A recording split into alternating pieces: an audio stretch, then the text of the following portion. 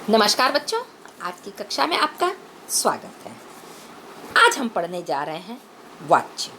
वाच्य की परिभाषा, वाच्य के भेद, वाच्य परिवर्तन के नियम और कुछ उदाहरण जिसके माध्यम से आप वाच्य आसानी से समझ सकें। वाच्य का अर्थ होता है बोलने का विषय। वाच्य क्या है? बोलने का विषय है।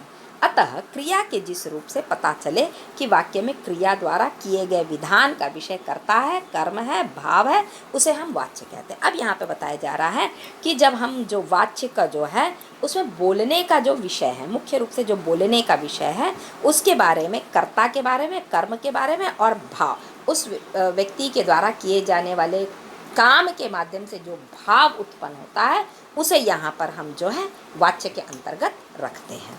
तो देखिए कि वाच्य के भेद कितने होते हैं। वाच्य के मुख्य रूप से दो भेद बताए गए हैं, कर्तृवाच्य, अकर्तृवाच्य। अकर्तृवाच्य के दो भेद बताए गए हैं, कर्मवाच्य और भाववाच्य। तो इस तरह अगर हम देखते हैं तो कर्तृवाच्य, कर्मवाच्य, भाववाच्य, ये मुख्य रूप से जो है हम अपने पाठ्यक्रम में देखेंगे।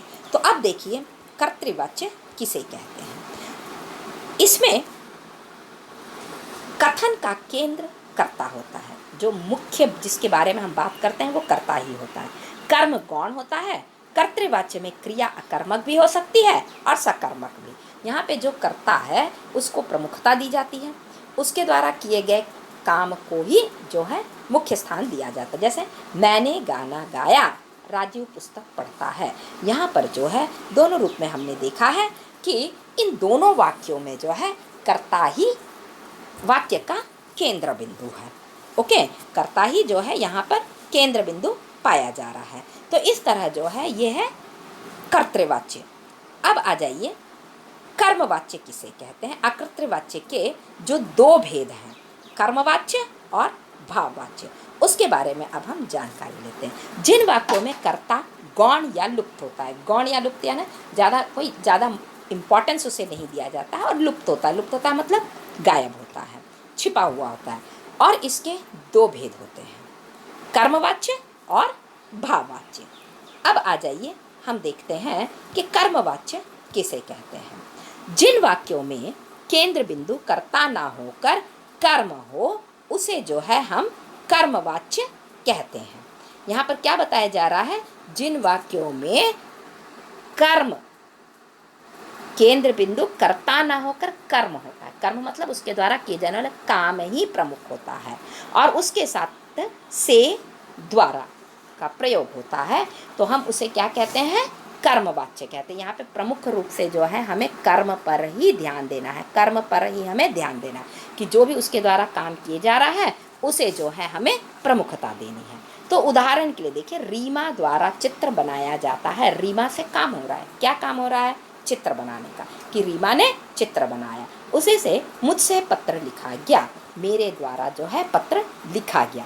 तो यहाँ पर आपने देखा कर्मवाच्य में कि काम को प्रमुखता दी जा रही है, कि रीमा के द्वारा चित्र बनाया जाता है, उसी तरह पत्र लिखा जाता है। तो यहाँ पर कर्म को प्रमुखता मिली है, तो ये हो गया है कर्मवाच्य। आशा है कर्मवाच्य आपको समझ में आ गया होगा। तो चलिए अब हम चलते हैं भाववाच्य की ओर, कि भाववाच्य किसे कहते हैं और उसके उदाहरण को। तो भाववाच्य क्या है, जिस वाक्य में कर्ता या कर्म की प्रधानता ना होकर अकर्मक क्रिया का भाव प्रमुख हो उसे भाववाच्य कहते हैं। किसको प्रमुखता दी जाती है, भाव को, यानी किसी व्यक्ति के भाव, काम करने के समय जो भाव उत्पन्न होता है उस भाव को प्रमुखता दी जाती है। ऐसे वाक्यों में क्रिया सदा एक वचन, पुल्लिंग, अकर्मक तथा अन्य पुरुष में रहती है। हमेशा जो है ये क्या होता है, ऐसे वाक्यों में हमेशा जो एक वचन, पुल्लिंग, अकर्मक और अन्य पुरुष को ही जो है उसके माध्यम से ये वाक्य रहता है। उदाहरण के लिए, बच्चों से रात भर कैसे पढ़ा जाएगा। अब यहाँ पे बताया, भाव दिया जा रहा है कि बच्चे रात भर नहीं पढ़ सकते, वो रात भर कैसे पढ़ सकते हैं, अब चला जाए। तो अब यहाँ पे बताया जा रहा है कि चलो अब चलते हैं। तो यहाँ पर भी जो है भाव बताया गया। तो इस दोनों वाक्यों में आपने देखा कि किसी व्यक्ति के द्वारा किए गए काम में जो भाव उत्पन्न हुआ है वह भाव को जो है प्रधानता दी गई है। तो इस तरह जो है भाववाच्य होते हैं। अब आ जाते हैं हम वाच्य परिवर्तन के कुछ नियम होते हैं। उन नियमों से अवगत हो जाते हैं कि कर्तृवाच्य से कर्मवाच्य को कैसे बदला जाता है। तो देखिए, कर्तृवाच्य से कर्मवाच्य को बनाने के नियम। पहले कर्तृवाच्य की मुख्य क्रिया को सामान्य भूतकाल में परिवर्तित कीजिए। पहले क्या करना है, हमें कर्ता को सामान्य भूतकाल में बदल देना है। इस परिवर्तित क्रिया के साथ जाना क्रिया का काल, यानी कि हमें जो है इस परिवर्तित क्रिया के साथ जाना क्रिया का जो जाना शब्द है, उस जाना शब्द को जो है काल, पुरुष, वचन और लिंग के अनुसार उसे जोड़कर संयुक्त क्रिया में उसे बदल दीजिए। कर्ता के साथ यदि कोई विभक्ति लगी हो, विभक्ति यानी कर्ता ने कर्म को करण से, अपादान से, इस तरह का जो विभक्तियां लगी हुई है, उन विभक्तियों से हटाकर से के द्वारा जोड़िए। उसके साथ में, वाक्य के साथ में से और के द्वारा जोड़िए। यदि कर्म के साथ कोई विभक्ति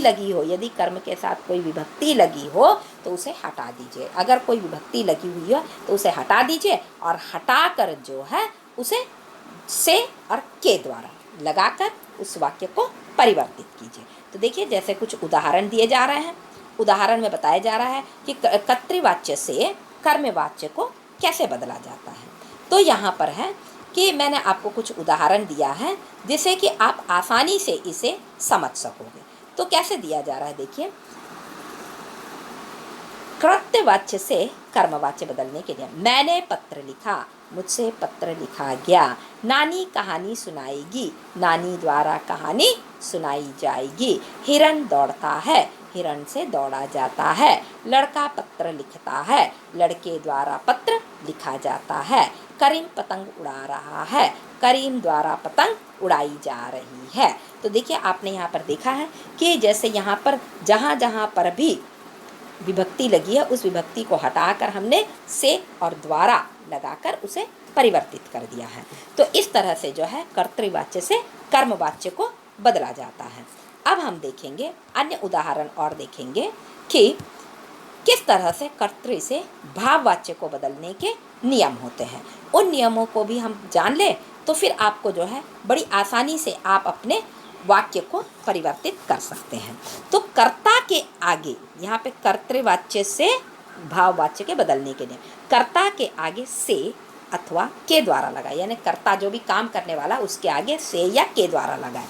मुख्य क्रिया को सामान्य भूतकाल की क्रिया में एक वचन में बदलकर उसके साथ जाना धातु के एक वचन पुल्लिंग अन्य पुरुष का वही काल लगा दे जो कर्तृवाच्य की क्रिया का है। जैसे कि देखिए, यहाँ पे जो भूतकाल क्रिया में जाना क्रिया लगाना है और जो धातु जो वाक्य है उसमें जो एक वचन पुल्लिंग अन्य पुरुष वही काल लगा दे, जो जिस काल में आप बात करें उसमें वही लगा दे। जैसे पढ़ेंगे तो पढ़ा जाएगा, खेल रही थी, खेला जा रहा था, देखिए थी था में बदल गया, सोते हैं सोया जाता है। तो यहाँ पर जो है इस तरह से आप उसे जो है कर्तृ से भाववाच्य में आप बदल सकते हैं। अब यहाँ पे मैं आपको कुछ उदाहरण दूंगी, जिस उदाहरण के माध्यम से आप जो है बड़ी आसानी से जो है कर्तृवाच्य को भाववाच्य में कैसे बदला जाता है वो आप देख सकते हैं। तो देखिए कैसे आ रहा है कर्तृवाच्य से भाववाच्य को बदलना। मैं नहीं पढ़ता, मुझसे पढ़ा नहीं जाता, क्या वे लिखेंगे, क्या उनसे लिखा जाएगा। पक्षी रात को सोते हैं, पक्षियों से रात को सोया जाता है। हम नहीं हंस सकते, हमसे हंसा नहीं जाता। मैं उठ नहीं सकता, मुझसे उठा नहीं जाता। यहाँ पर जो है देखिए, जो कर्ता था उसने अपने भाव को बताया है। मैं नहीं पढ़ता, मुझसे पढ़ा नहीं जाता, वो अपने भावों को बता रहा है। उसी तरह मैं उठ नहीं सकता, ये अपने भाव को बता रहा है कि मुझसे उठा नहीं जाता, यानी अपने फीलिंग्स को उसने बताया है। तो इस तरह से जो है कर्तृवाच्य को भाववाच्य में परिवर्तन किया जाता है। बेटा, आशा है कि आपको जो है वाच्य भली भांति समझ में आ गया होगा और बड़ी ही आसानी से आप जो है अब कर्तृ से कर्म को, कर्तृ से भाव को, भाव से कर्म को और कर्म से भाव को भाववाच्य में परिवर्तित कर सकते हैं। तो बेटा, आगे की वीडियो के लिए, आगे जो वीडियो दिया जाएगा उसके लिए, तब तक के लिए धन्यवाद।